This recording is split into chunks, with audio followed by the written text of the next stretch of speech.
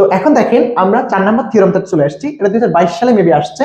তো 22 সালে যেহেতু আসছে, যারা 23 সালের তাদের জন্য বলা যায় এটা আসবে না, এটা আসবে না। তারপরেও আপনি 23 সালের পরীক্ষার্থী, ঠিক আছে, আপনি যত বেশি প্রবলেম সলভ করবেন আপনার প্রবলেম সলভ ক্যাপাবিলিটি তত বাড়বে। তো আপনার জন্য আসলে যদিও এটা আসবে না বললাম, কিন্তু আপনি কোনোভাবে কোনো কিছু স্কিপ করার যদি ইচ্ছা না থাকে তাহলে আপনি এই জিনিসটা দেখেন এবং পড়েন। আর যারা জোর সালে, মানে এই অঙ্কগুলো এরকম, এটা জোর সালে আসবে এরকম আর কি।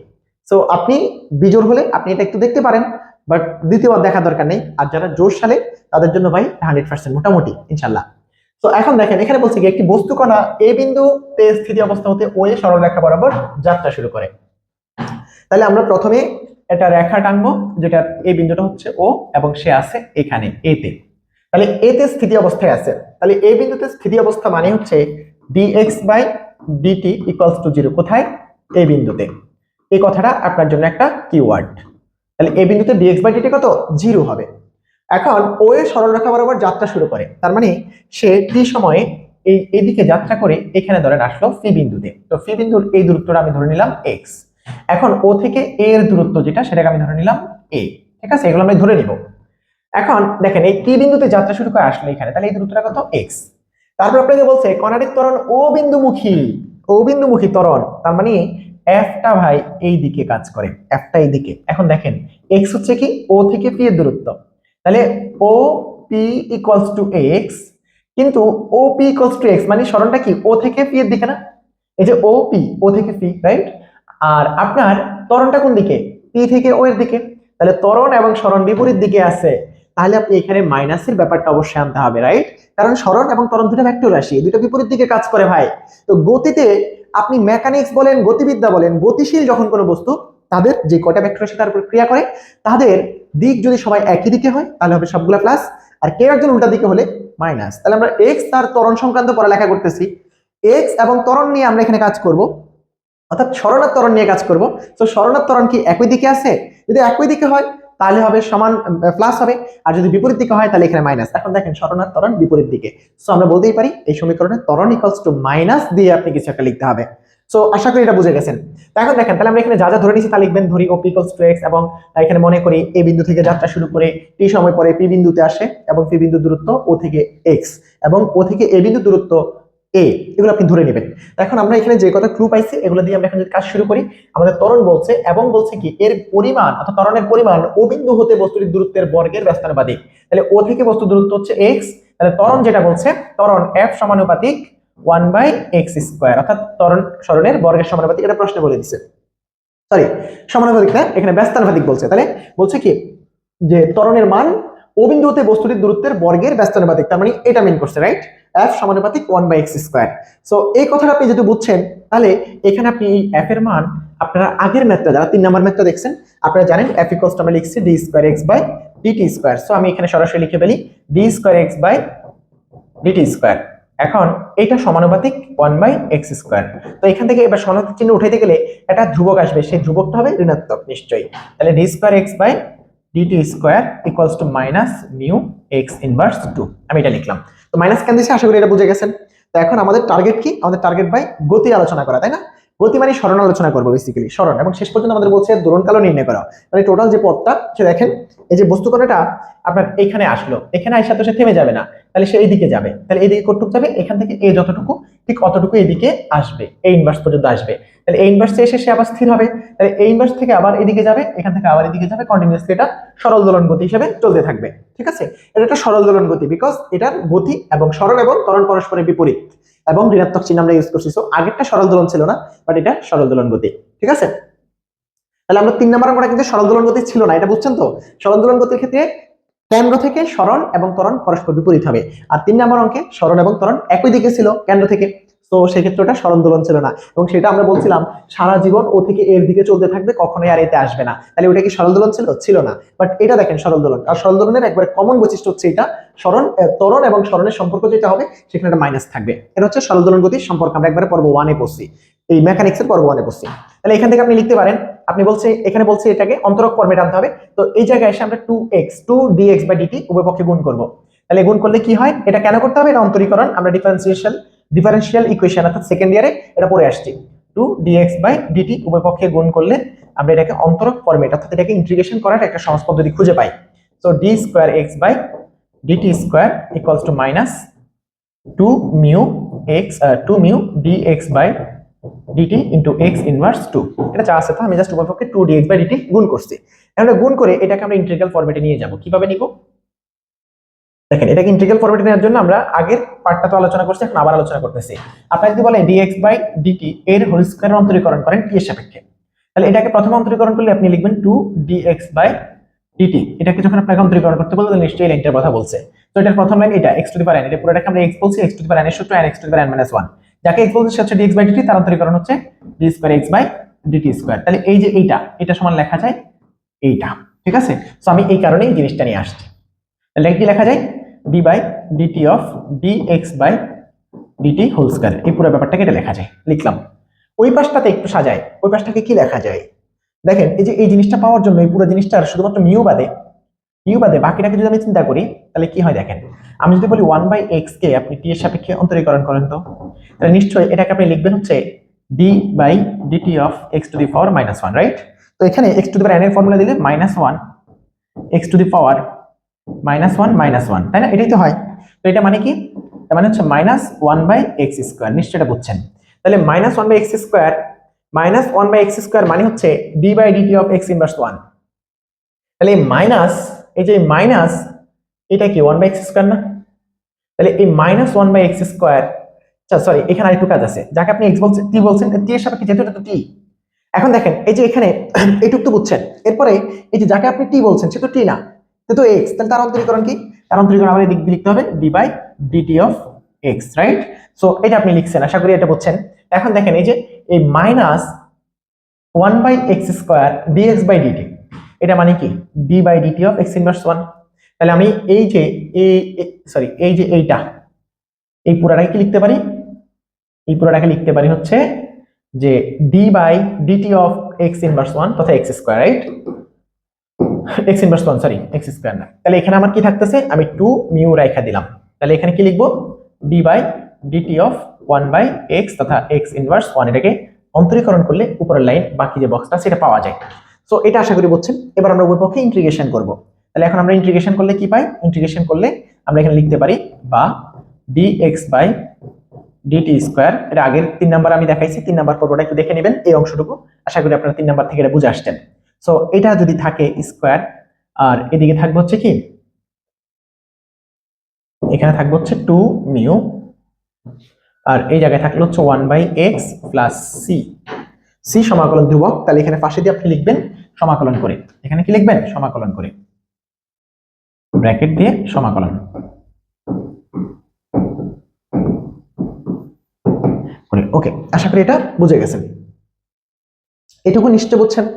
তো এবার আপনার এই যে সি এর মানটা বের করতে হবে, রাইট। তো সি এর মান বের করবেন কি করে? সি এর মান বের করবে এমন ভাবে এক্স এর মানটা বসাবো, তাই না? তো এখন আপনি খেয়াল করেন, আপনার যখন এই বস্তুটা এ তে ছিল, এটা ও, এটা এ তে যখন ছিল তখন এই দূরত্বটা আপনি ধরে নিয়েছিলেন কি এ, এবং এখানে যখন ছিল তখন তার বেগ কত ছিল? যেহেতু এতে স্থির, প্রশ্নে বলে দিছি এই বিন্দুতে স্থিতি অবস্থা, তাহলে এই স্থির যেহেতু এখানে বেগ কত, dx বাই ডিটি নিশ্চয়ই 0। তাহলে এবার আপনি দেখেন এই সমীকরণে এটাকে 1 নং দেন, এটাকে 1 দেন, 1 নং এ x ইকুয়ালস টু a হলে dx by DT equals to 0 হবে। তাহলে বসায় দেন, তাহলে 1 থেকে কি পাই, 0 equals to 2 mu by a plus C. তাহলে সি ইকুয়ালস টু কি হয়, মিউ বাই a। এবার 1 নং এ সি এর মানটা বসায় দিই। তাহলে 1 নং এ আমরা যদি এখন সি এর মান বসাই তাহলে কি হয়, 1 নং এ এখন সি এর মান বসালে এটা হবে এইরকম। 1 নং এ সি এর মান বসালে dx by DT whole square equals to কত, 2 mu by x minus 2 mu by a। নিশ্চয় এটা বুঝে গেছেন। তো এখন আপনি এখান থেকে এটা কাজ করেন যে এটাকে যদি বেগটা বের করে নিই তাহলে কি হবে, dx by DT equals to minus দিতে হবে, নিশ্চয়ই প্লাস মাইনাস না, শুধু মাইনাস। কেন? কারণ এখানে সরণ এবং ত্বরণ পরস্পরের বিপরীত দিকে ছিল, দ্যাটস আমরা এখানে মাইনাসটা নিব। তাহলে এখানে আপনি বলবেন কি, কেন্দ্রের এটা কোন দিকে, ত্বরণটা কোন দিকে, কেন্দ্রের দিকে, সরণটা কোন দিকে, কেন্দ্র থেকে বাইরের দিকে। আমরা প্রথম দিকে এটা ব্যাখ্যা করছি। তাহলে এখন দেখেন সরণটা কেন্দ্রের বাইরের দিকে আর ত্বরণটা কোন দিকে, কেন্দ্রের দিকে। তাহলে ত্বরণ কেন্দ্রের দিকে মানে কি, বলও কেন্দ্রের দিকে। তাহলে এখানে আপনি কি বলতে পারেন, ত্বরণ কেন্দ্রমুখী হওয়ায়, এখানে এটা লিখতে পারেন বাসা দিয়ে মাইনাস দেওয়ার কারণ কি, ত্বরণ ত্বরণ কেন্দ্রমুখী বলে। অথবা ত্বরণ না লিখলে, ত্বরণ যদি কেন্দ্রমুখী হয়, বলও কি কেন্দ্রমুখী হবে, তো এখানে কেন্দ্রমুখী বলও আপনি লিখতে পারেন। আপনাদের বইয়ে বই কেন্দ্রমুখী বল লিখছে, আপনারা ত্বরণটাই লিখেন কেন, কারণ আপনারা জানেন যে ত্বরণের সাথে সম্পর্ক, এখানে বল তো আমরা করতেছি না, ত্বরণটা লিখেন, এখানে আপনি ত্বরণ লিখতে পারেন। জাস্ট এই স্বাধীনতাটুকু আপনারা বুঝেন ভাই, যে কোন জায়গায় কি লিখলে কি সমস্যা হবে, কেন লিখছে এই জিনিসগুলো জাস্ট বুঝেন। আমরা পুরো ব্যাপারটা ক্লিয়ার করে আসছি যে এখানে ত্বরণটাই কেন্দ্রমুখী, সরণটা কেন্দ্রের বহির্মুখী। তো এই যে সরণ আছে আর ত্বরণ আছে, তো ত্বরণ যেহেতু কেন্দ্রের মুখে, সরণ যেহেতু কেন্দ্রের বহির্মুখে, তাহলে কি যে কোনো একটা প্লাস দিতে হবে, মাইনাস কি এখানে দিতে হবে, মাইনাস যে কোনো একটা মাইনাস, যে কোনো একটা প্লাস। এখন আপনি কি মাইনাস এখানে দিবেন না এখানে দিবেন, এটা আপনার ইচ্ছা, আপনি জানেন তো সমীকরণের উভয় পক্ষে আমরা এই যে এখানে মাইনাস আছে, মাইনাসটা এখানেও দেওয়া যেত, কারণ উভয় পক্ষে মাইনাস দিয়ে গুণ করলে এটা প্লাস হয়ে যাবে, রাইট। সো এই জিনিসগুলো আশা করি বুঝেন। এখানে ত্বরণ না লিখে এখানে বলও লেখা যেত, আপনার বই বল লিখছে। তাহলে এখানে আপনি দেখেন 2 মিউ কিন্তু কমন, 2 মিউ কমন নিলে থাকে কি 1/x মাইনাস 1/a। তাহলে এখান থেকে আপনি লিখতে পারেন minus root over 2 mu, root over নিচে হচ্ছে কি এক্স এ, উপর হচ্ছে a মাইনাস এক্স। তাহলে এটা ছিল আপনার কি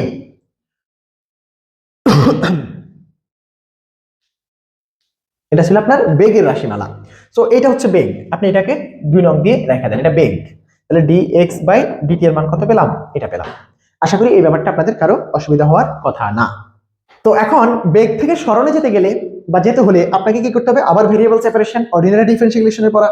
সো আপনি আবার অর্ডিনারি ডিফারেনশিয়াল ইকুয়েশনের দিকে ঘুরেন যান, এটাকে এই পাশে রাখলাম আমি আমি আবার এবার কি করব, আচ্ছা এই সমীকরণটাকে আরেকটু আমরা মডিফাই করি। আমাদের এই যে এটা ধ্রুবক, এটাকে বাইর করে দিই। তাহলে এটাকে লেখা আছে minus root over 2 mu by a। তাহলে এটাকে বাইর করে নিয়ে আসলাম, আর রুটের নিচে a minus x by x, এটাকে দেন 2। হ্যাঁ, তাহলে এটা আশা করি আপনারা বুঝছেন। তো এই কাজটা আমি এখানে dx বাই dt এর মান লিখে রাখলাম, সুতরাং এটা। তো এখন এটা থেকে আমরা বেগের দিকে যাবো, তার মানে ভেরিয়েবল সেপারেশন। তাহলে এখানে আমরা কি বলে x এর সাথে x গুলাকে আনবো আর dt কে অন্য পাশে পাঠিয়ে দিব। তাহলে dx এটার সাথে কে আসবে বলেন তো, এটার সাথে আসবে হচ্ছে রুট ওভার x বাই কি আসবে a মাইনাস x। আশা করি এটা বুঝছেন। হ্যাঁ, তাহলে এরপরে আমরা এখান থেকে লিখতে পারি এটা, দেন এই পাশে কি থাকে, এই পাশে হচ্ছে minus root over 2 mu by a dt, এটা ক্লিয়ার। এখন এইটা আপনি ইন্টিগ্রেশন করে, এটাকে ইন্টিগ্রেশন করলেই আপনি কি পাবেন, সরণ পাবেন, টাইম পাবেন। এবার থেকে সরণ পাবেন, এবার থেকে টাইম পাবেন। তাহলে এখন ঘটনা হলো সরণ টাইম বের করার জন্য এই টাইপের অঙ্ককে ইন্টিগ্রেশন কিভাবে করবেন, সমাকলন কিভাবে করবেন, এইটার জন্য আপনার যেটা করতে হবে সেটা হচ্ছে ইন্টারমিডিয়েটে এরকম একটা রুলস ছিল, রুটিনে যখন এই রাশিগুলো থাকবে তখন এদেরকে এক্স এর মান এমন কিছু ধরতে হবে যেন রুটটা দূর হয়ে যায় এবং এটা ইন্টিগ্রেশন বা সমাকলনযোগ্য হয়ে যায়। তো সমাকলনযোগ্য হওয়ার জন্য রুটের নিচে এই টাইপের জিনিস থাকলে আপনি এমন কিছু ধরবেন যেন রুট দূর হয়ে যায়। তো আপনি দেখেন রুট দূর হয়ে যায় এবং ধ্রুবক দূর হয়ে যায়, তাহলে আপনি এখানে এক্স ইকুয়ালস টু ভাই a cos স্কয়ার থিটা যদি ধরেন, তাহলে গিয়ে শুধু আপনার এখানে রুট এবং ধ্রুবক দূর হবে। এই কথাটা আপনি একটু প্র্যাকটিস করলে বারবার মনে থাকবে। তাহলে আপনি এখান থেকে দেখেন যে আপনার এই যে x কে যেহেতু আপনি এটা দিয়ে রিপ্লেস করবেন, তাহলে dx কে যেহেতু আপনি এর মাধ্যমে রিপ্লেস করতে হবে, তাহলে dx বাই d থিটা, অর্থাৎ এই যে এই জিনিসটাকে আমি থিটার সাপেক্ষে অন্তরীকরণ করব। তাহলে এখানে দেখেন a থাকলো আর x to the power n 2 cos theta, যাকে আপনি থিটা বলছেন সে কিন্তু cos থিটা, তার অন্তরীকরণ কত মাইনাস sin থিটা। আশা করি আপনি এটা বুঝছেন। তাহলে dx সমান কি থাকলো minus 2a cos theta into sin theta. আশা করি এটা বুঝে গেছেন। সো এবার আপনি ইনটু d থিটা আছে, সরি এই যে dx টা এই পাশে d থিটাটা এই পাশে পাঠিয়ে দিয়েছি। হ্যাঁ, ওকে, তাহলে এই ব্যাপারটা বুঝছেন। এবার এটাকে রিপ্লেস করেন।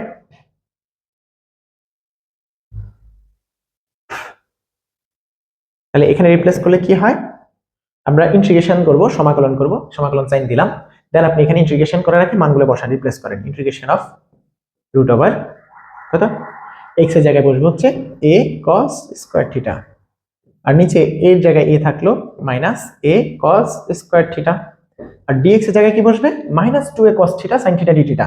তাহলে মাইনাসটা আমি বাইরে রাখলাম, এখানে 2a cos theta into sin theta into d থিটাটা রাখলাম। আশা করি আপনি এটা বুঝে গেছেন। তো ওপাশে কি আছে, ওপাশে ইন্টিগ্রেশন অফ, তাহলে ধ্রুবকটা আমরা ইন্টিগ্রেশন সাইনের বাইরে দিয়ে দিই। হ্যাঁ, তাহলে minus root over 2 mu by a integration of dt। আশা করি এটা বুঝছেন। ওকে, সো এখান থেকে আমরা যেটা লিখতে পারি, এখান থেকে আমরা যেটা লিখতে পারি যে এখানে এবার দেখেন এটা কি, এই যে এখানে নিচে এটা এ আছে, এই কমন যায়, তাহলে এ কে আমরা যদি কমন নিয়ে ফেলি তাহলে এখানে লেখা যায় মাইনাস ইন্টিগ্রেশন অফ, দেখেন মাইনাস ইন্টিগ্রেশন অফ,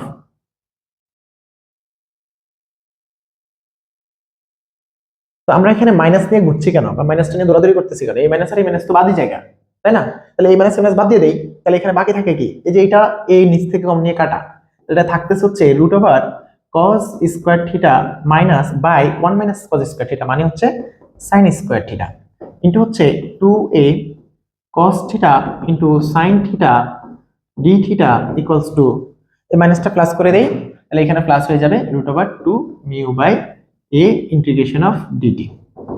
এখন দেখেন এই যে এই sin স্কয়ার থিটা আর এই sin থিটা কাটা, কারণ রুটের নিচে আছে আর ইয়াতে আছে, তাহলে এখন এখানে থাকলো কি cos থিটার স্কয়ার রুট কাটা যাবে, তাহলে cos থিটা আর cos থিটা, তাই না? তাহলে এখানে থাকবে হচ্ছে 2a cos স্কয়ার থিটা, এই পুরোটা হিসাব নিকাশ করলে কি থাকবে 2a cos স্কয়ার থিটা। আশা করি এটা আপনারা বুঝছেন, ঠিক আছে? তাহলে আমরা এখন এখানে কি লিখবো, এখানে আমরা লিখবো হচ্ছে integration of 2a cos square theta d theta equals to হচ্ছে root over 2 mu by a integration of dt। এখন এটাকে আপনি লিখতে পারেন, এই যে a যদি বাইরে নিয়ে আসেন তাহলে এটা হচ্ছে 2 cos স্কয়ার থিটা মানে হচ্ছে 1 প্লাস cos 2 থিটা, এটা cos 1 প্লাস cos 2 থিটার ফর্মুলা d থিটা, আর এদিকে থাকলো হচ্ছে root over 2 mu by a integration of dt। এখন ইন্টিগ্রেশন একবারে আদর্শ ফরম্যাটে চলে আসছে। তো এই পুরো ব্যাপারটা আশা করি আপনি বুঝে গেছেন। তো এখন এখানে আপনি ইন্টিগ্রেশনটা করবেন। তো এখন ইন্টিগ্রেশনটা করলে কি হয় আমি একটু বলে রাখি, আমাদের এই যে x equals to a cos square theta, এই জিনিসটা আমাদের পরে আবার লাগবে। তো আমরা যখন পরে x এর জায়গায় a cos স্কয়ার থিটা লিখবো, আপনারা যেন গুলায় না যান বা আপনারা যেন ভুলে না যান, তাই আপনাদেরকে একটু রিকল করে দিলাম। সো এই জায়গাটা আমি একটু মুছে ফেলি, আমি এই জায়গাটাতেই লিখবো, আপনারা একটু এই জায়গাগুলো নোট আশা করি করে ফেলছেন। হ্যাঁ, না করলে ভিডিওটা টেনে পিছনে গিয়ে আবার নোটটা করেন, তারপরে আপনি সামনের দিকে দেখেন। তো আমি এই জায়গাতে লিখবো আপনাদের সুবিধার্থে, যেন আমার নিচের অংশগুলো আমি ব্যবহার করতে পারি। তাহলে এখন এখানে ইন্টিগ্রেশন করলে কি আসবে, ইন্টিগ্রেশন করলে আসবে হচ্ছে এই যে 1 d থিটা, এটা ইন্টিগ্রেশন করলে থিটা আসবে, তাহলে এটা ইন্টিগ্রেশন করলে a থাকলো আর এদিকে আসলো কি থিটা প্লাস cos 2 থিটা, এটা কার অন্তরীকরণ, sin 2 থিটা বাই 2 এর অন্তরীকরণ। নিশ্চয়ই এটা আপনারা বুঝছেন, ইন্টিগ্রেশন এগুলো আপনাকে বোঝানোর কিছু নাই। তারপরে আর ওই পাশে ইন্টিগ্রেশনটা কি আসবে, ওই পাশের ইন্টিগ্রেশন আসবে root over 2 mu by a, 2 mu, এটা হ্যাঁ 2 মিউ বাই a, আর এটা আসবে হচ্ছে t। তো এখন আমরা ধ্রুবক যে কোনো এক পাশে দিতে পারি, আমরা এই পাশে দিব, যেহেতু আমাদের পর্যায়কাল বের করতে বলছে। কি বের করতে বলছে, দোলন কাল, তাহলে টিটাকে সিঙ্গেল রাখি, এই পাশে আমরা ধ্রুবক দিয়ে দিই, ধ্রুবকটাও তো দিবেন।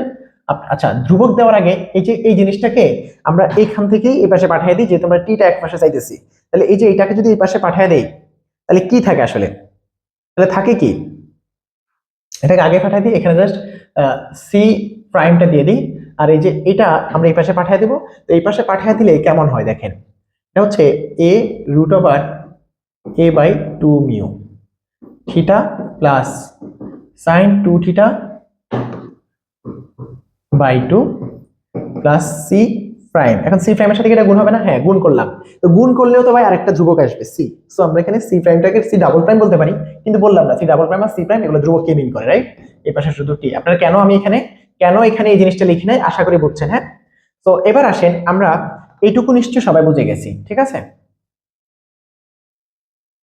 কারণ টি এর মান পাইছি এইটা, এবার টি এর মানের এখানে সি যে প্রাইমটা আছে না, এই সি প্রাইমটার মান আপনি কিভাবে বের করবেন? তো এটার জন্য আপনি এই যে এটাকে দেন 3 নং, 2 নং বেগের সমীকরণ, এটা 3 নং হচ্ছে আপনার টাইমের সমীকরণ। তো এখান থেকে আপনি সিটা কিভাবে সি এর মানটা বসাবেন, তাই তো? এখন দেখেন এখানে আছে কে, এখানে আছে হচ্ছে আপনার থিটা এবং হচ্ছে আপনার টি, সি প্রাইমের মান বের করার জন্য। তো এটার জন্য আগে একটু কাজ করি, আমরা নিশ্চয়ই দেখে আসছি x equals to a cos square theta ধরছিলাম, তাই না? x ইকুয়ালস টু কি a cos স্কয়ার থিটা ধরছিলাম, x equals to a cos square theta ধরছিলাম। তাহলে এই যে এইখান থেকে আমরা থিটার মানটা কি পাই দেখেন তো, যে cos square theta equals to x by a, cos theta equals to root over x by a, theta equals to cos inverse root over x by a। এটা নিশ্চয়ই বুঝছেন। তো থিটার মান cos inverse root over x by a, তাহলে থিটার মান কি আসছে, এটা আসছে। এবং আপনি sin 2 থিটা মানে কি জানেন, sin 2 থিটা মানে হচ্ছে sin 2 theta equals to 2 sin theta into cos theta.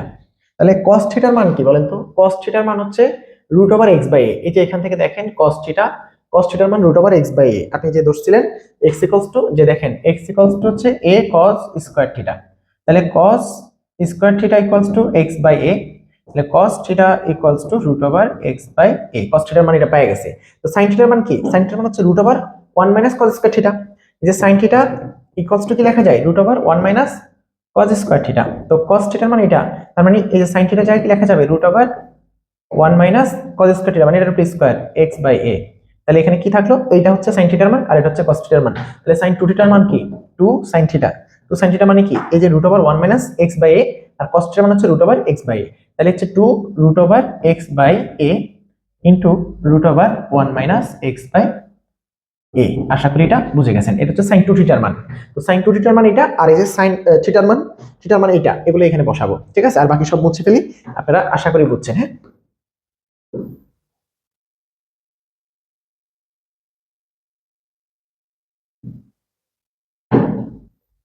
তাহলে এই জিনিসগুলো আমরা এখানে বসায় দিই। তাহলে এখান থেকে আমরা লিখতে পারি যে a √a/2 মিউ, এখানে কি লিখবো? এখানে লিখবো যে থিটার জায়গায় লিখবো cos ইনভার্স √x/a থিটার জায়গায়, প্লাস sin 2 থিটার জায়গায় ওই যে এটা 2 ইনটু √, এটা তো 2 কাটা যাবে গা, থাকবে হচ্ছে √x/a ইনটু √1 x/a। আশা করি এটা আপনারা বুঝছেন। দেন থাকতেছে কি সাথে? আমি সাথের অংশটা এই দিক দিয়ে একটু টেনে লিখতেছি, একটু জায়গা যেহেতু শর্ট, আমি এদিকে লিখলাম c prime equals to t। আশা করি এটা আপনারা সবাই বুঝছেন। ঠিক আছে, সো এবার আসেন আপনার এই জায়গাটাতে আপনার কাছে যা যা ছিল বস্তুর কণার জন্য, যা যা ছিল সব নিয়ে আসছে। এক্স ছিল বস্তুর কণার জন্য, এও ছিল বস্তুর কণার জন্য, টিও বস্তুর কণার জন্য। তাহলে আমরা এই যে সাইন থিটাটা ধরছি কেন, কস থিটা কেন ধরছি? কস থিটাটা ধরার কারণ হচ্ছে x a cos square theta ধরার কারণ হচ্ছে ইন্টিগ্রেশনটা করে ফেলা বা ইন্টিগ্রেশন সহজ করা। সো এবার আসেন এখানে আপনি x এর মান যখন a বসাবেন তখন t এর মান নিশ্চয় শূন্য, কারণ আমরা নিশ্চয় বলছিলাম এই যে বস্তু কণাটা এটা o, এটা a, এই যে এই দূরত্বটা ছিল a। তো এখানে যখন বস্তু কণা ছিল তাহলে t cos তখন কত? 0। আর তখন বস্তুর x কত? এই যে এই দিক থেকে এই সরলটা কত? a। তাহলে আমরা x a বসাবো, t 0 বসাবো। তাহলে এখন এই যে x বা t যখন 0 হলে x কত? a। তাহলে এখন এই সমীকরণে বা এই লাইন থেকে আমরা কি পাই? x এর মান যদি a বসাই, x এর মান a বসালে এখানে হচ্ছে কি হয় যে x এর মান a বসালে a/a মানে 1, তাহলে cos ইনভার্স 1 মানে হচ্ছে 0, তাহলে এই পার্টটা 0 হয়ে যায়। তারপরে x এর মান a বসালে এটা কি হয়?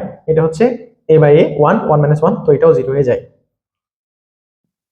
t এর মানও 0, তার মানে c প্রাইম এর মান কি হয়ে যায়? বলে c প্রাইম ইকুয়ালস টু আমরা 0 পাচ্ছি। বসায় দেখেন এই যে x এর মান a বসালে a/a মানে 1 আর cos ইনভার্স 1 মানে 0, তাহলে এই অংশটা 0। আবার এই যে এটা x এর মানে এখানে বসান, x a/a 1 1 - 1 মানে 0, 0 সাথে এটা গুণ, তো এটাও 0, তাহলে এই পুরোটা 0, তার মানে এটাতে গুণ করলেও 0, তাহলে এই পুরো পার্টটা 0, সাথে c প্রাইম প্লাস আকার আছে, ওইদিকে t এর মান কত? 0, তাহলে ওই পাশটাও 0, এই অংশটাও 0, তাহলে c প্রাইম কত? 0। সো আমরা এখানে c প্রাইম এর মান 0 পেয়ে গেছি। তাহলে এবার আপনি এই সমীকরণটাকে এটাকে 3 নং না দিয়ে 3 নংটা এখানে দেন, তাহলে আপনার জন্য আর ওই পিছনে বের যেতে হবে না, সাইন কস এগুলো টানতে হবে না। তাহলে এবার এখান থেকে 3 নং থেকে আমরা কি পাই? c প্রাইম এর মান 0 বসিয়ে দিলে, তাহলে c প্রাইম এর মান 0 বসালে 3 নং থেকে পাই যে t equals to a √a/2 pi cos inverse √x/a plus √x/a into √1 x/a পুরোটা ব্র্যাকেট, দেন ও পাশে আমার টি তো আমি এই পাশে লিখে নিয়ে আসছি। তাহলে এটা হচ্ছে টাইমের ফর্মুলা। সো এ হচ্ছে টাইম, টি হচ্ছে এটা কি? এটা কি টি? এটা হচ্ছে আপনার যে কোনো মুহূর্তের টাইম, তাই না? এক্স এর উপর বেস করে। এখন আসেন আমার লাগবে কি? আমার লাগবে হচ্ছে এটা হচ্ছে যে কোনো মুহূর্তের টাইম। খেয়াল করেন, এটাকে আপনি 4 নং দিয়ে রাখতে পারেন। এবার এই 4 নং থেকে আপনি পর্যায়কাল বের করবেন। দেখেন তো আমার টাইম হচ্ছে কি? এটা যে কোনো মুহূর্তের না? তাহলে আমরা যখন বস্তুটাকে এই দিক থেকে এই দিকে আনা শুরু করলাম, বস্তুটা এইখান থেকে এইদিকে আসলো, এখান পর্যন্ত আসলো, তাহলে টি যেটা পর্যায়কাল, তার 4/1 না এখানে আসলে হলো। আবার এখান থেকে এখানে আসলো আরো 4/1, আবার এখান থেকে এখানে আরো 4/1, এখান থেকে এখানে আরো 4/1। তাহলে এখান থেকে এখানে এসে আবার এখানে যাইতে যে টাইম, এটা হচ্ছে টি পর্যায়কাল। তাহলে আপনি দেখেন যখন আপনি এখান থেকে এখানে আসলেন তখন আপনার এক্স এর মান কত? এ না? এক্স এর মান এ। তাহলে আপনি যখন এক্স এর মান এখান থেকে এ বসাবেন, এক্স এর মান যখন এ বসাবেন, সরি এক্স ইকুয়ালস টু যখন 0, সরি আপনি যখন এখান থেকে এখানে আসবেন, দেখেন এখান থেকে যখন এখানে আসবেন তখন আপনার এক্স এর মান কত, এক্স হচ্ছে এখান থেকে সরান, রাইট, এখান থেকে এদিকে সরান হচ্ছে এক্স, তো এক্স এর মান এখানে কত 0। তাহলে যখন এক্স ইকুয়ালস টু 0, যখন এক্স ইকুয়ালস টু 0 তখন টি ইকুয়ালস টু t/4। তাহলে যখন আপনি এই কথাটা একটু বোঝেন ভালো করে, যে যখন এক্স ইকুয়ালস টু 0, যখন এক্স ইকুয়ালস টু 0 তখন টি ইকুয়ালস টু টোটাল যে পর্যায়কাল তার 4/1 আশা করি এটা বুঝছেন। তাহলে এই যে টি ইকুয়ালস টু আমরা কি লিখতে পারি 4t, যখন x ইকুয়ালস টু 0 বসাবো সেই সময় যে টিটা আসবে সেই টিকে 4 দিয়ে গুণ করলে আমরা টোটাল দোলনকালটা পেয়ে যাব। তাহলে এখন আসেন আপনারা x ইকুয়ালস টু এখানে কত বসাবেন, x ইকুয়ালস টু 0 বসালে যেটা পাবো এই যে এই টি এর সাথে 4 গুণ করলে আমরা টোটাল দোলনকাল পেয়ে যাব। তো এখন আসেন x ইকুয়ালস টু আমরা এখানে 0 বসায় দিই। তাহলে x ইকুয়ালস টু যখন 0 হবে, তাহলে এটা যখন 0 তখন এটা cos ইনভার্স 0 মানে হবে কত 5/, cos ইনভার্স 0 মানে কত 5/2। তাহলে এখানে আসবেন 5/2। আবার x এর মান যখন আপনি এখানে বসাবেন, কত বসাবেন 0 বসাবেন, তাহলে এখানে হয়ে যাবে হচ্ছে পুরোটা 0, তাহলে এই পুরোটা কি হয়ে যাবে 0 হয়ে যাবে x এর মান যখন 0। তাহলে এখানে কি পাচ্ছি আমরা পাচ্ছি x ইকুয়ালস টু 0 হলে t ইকুয়ালস টু t/4, তাহলে t/4 ইকুয়ালস টু আমরা কি পাচ্ছি এখানে t/4 ইকুয়ালস টু এখানে a√a/2 মিউ থাকলো, আর এই অংশটাতে পাইতেছি হচ্ছে আমরা কত, এই অংশটাতে পাইতেছি এই জায়গায় 5/2, অর্থাৎ x এই যে cos ইনভার্স এটা হচ্ছে কত 0, cos ইনভার্স 0 মানে হচ্ছে 5/2 90 ডিগ্রি, আর এই পাশটা 0 হয়ে যাচ্ছে, তাহলে আর কিছু পাচ্ছি না। তাহলে এই হচ্ছে আমাদের t/4। এখন দেখেন t ইকুয়ালস টু তাহলে কি আসবে, t ইকুয়ালস টু নিশ্চয়ই এখান থেকে আপনারা বুঝছেন, বা t ইকুয়ালস টু এই যে এটা আর এটা কাটলে 2 থাকে, 2টা উপরে যাবে, তাহলে t ইকুয়ালস টু হবে 2a/√a/2 মিউ। এখন দেখেন এটাকে আবার একটু কাটলে কি হয়, এটাকে আবার একটু হিসাব নিকাশ করলে, আপনি দেখেন এটাকে লেখা যায় যে কি লেখা যায় দেখেন, এই যে এর পর আছে এখানে 1, এখানে আছে হাফ, তাহলে হচ্ছে 3/2, এরপর এখানে 1, এখানে আছে কত হাফ, 3/2 টোটাল, আর এখানে আছে একটা 2, এখানে আছে একটা √2, তাহলে এই √2 আর এই 2 আর এই √2 কাটলে উপরে একটা √2 থাকবে। তাহলে আমরা প্রথমে √2টা লিখে ফেলি, √2 এই 2 এর সাথে এই 2 কাটাকাটি করে এটা থাকলো, আর এরপর 1 আর এদিকে আছে কত হাফ, তাহলে 1 আর হাফ যোগ করলে কত 1.5 মানে 3/2, তাহলে a⁻³ লিখলাম, আর এখানে আছে কি 5, তাহলে উপরে হিসাবটা শেষ, তাহলে √2 5 a⁻³ উপরে আসলো, আর নিচে 2 তো চলে গেছে না, তাহলে নিচে আর কি থাকলো একটা √μ থাকলো, তাহলে √μ এটা হচ্ছে আপনার টোটাল দোলনকালের মান। তাহলে এটা হচ্ছে টোটাল দোলনকালের মান। আশা করি এই ব্যাপারটা আপনারা বুঝে গেছেন। তো আমাদের বস্তুর গতি বের করতে বলছে, তো গতি কি, গতিবেগ, এই গতিবেগ আমরা বের করছি কোথায়, এই যে বস্তুর গতিবেগ বের করতে বলছে, তাই তো যাত্রা শুরু করে দোলনকাল নির্ণয় করে বস্তুর গতি এবং দোলনকাল। তো গতি এই যে পুরো ব্যাপারটা, এই যে এখানে dx/dt এটা হচ্ছে বস্তুর বেগ, এই যে dx/dt এই পার্টটা এটা হচ্ছে বস্তুর বেগ, ঠিক আছে। তো এটা একটু ব্যাখ্যা করি, দেখেন এটা যখন ব্যাখ্যা করতে আসছি আমরা, এখানে আমরা এই পর্যায়কাল বের করার আগে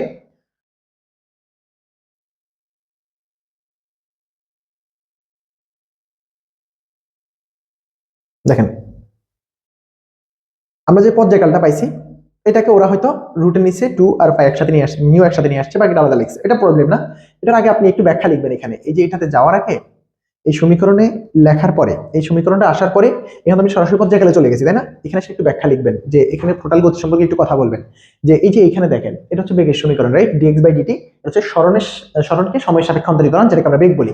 তো এখন এই যে বস্তু কণাটা, আপনার এই বস্তু কণাটার গতিপথটা একটু দেখেন, এটা হচ্ছে বস্তু কণার গতিপথ, এটা হচ্ছে ও, এটা হচ্ছে এ, আর এটা হচ্ছে এ প্রাইম। তাহলে আপনার বস্তু যখন ও তে আসলো তখন x = 0, তাহলে ওই বিন্দুতে বেগটা কত, x এর মান যখন 0 হয়, ভাই, তখন এই যে এই অংশটা কত হয়ে যায়, এই অংশটা 0 হয়ে যায়। তাহলে কিছু বাই 0 মানে কি, এটা অসংজ্ঞায়িত না, তাহলে ও বিন্দুতে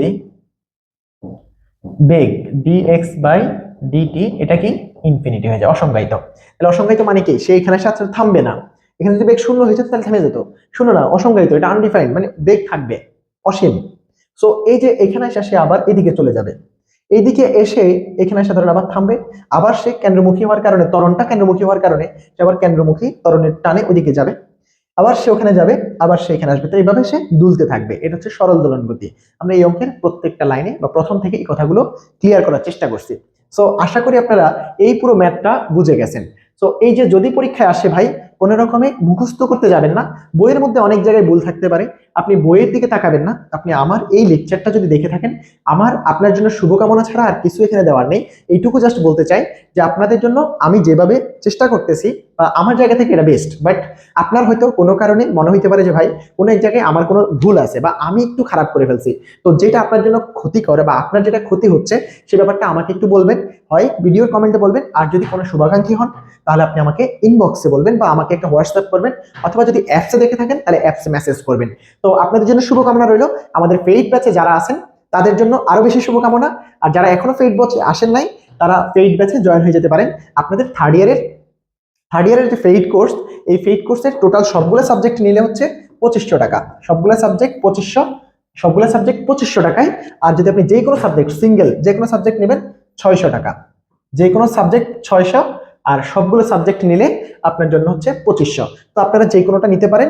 যাদের মনে করেন যে থার্ড ইয়ারের প্রত্যেকটা কোর্স আমি ধরে ধরে বুঝে বুঝে শিখতে চাই, যেমন আমি এই ম্যাথটা করাইছি এরকম করে, তাহলে আপনি অবশ্যই আমাদের পেইড কোর্সে চলে আসতে পারেন। আপনার জন্য আশা করি থার্ড ইয়ারের রেজাল্ট একেবারে বিশাল একটা কি বলে এটাকে ব্লাস্ট হবে। সো এইভাবে কেউ যদি ম্যাথ করে ভাই, আমি বিশ্বাস করি তার থার্ড ইয়ারের রেজাল্ট কোনোভাবে মানে কি বলে 4 আসার সম্ভাবনা অনেক বেশি, এবং সে ট্রাই করলে 4 আনতে পারবে।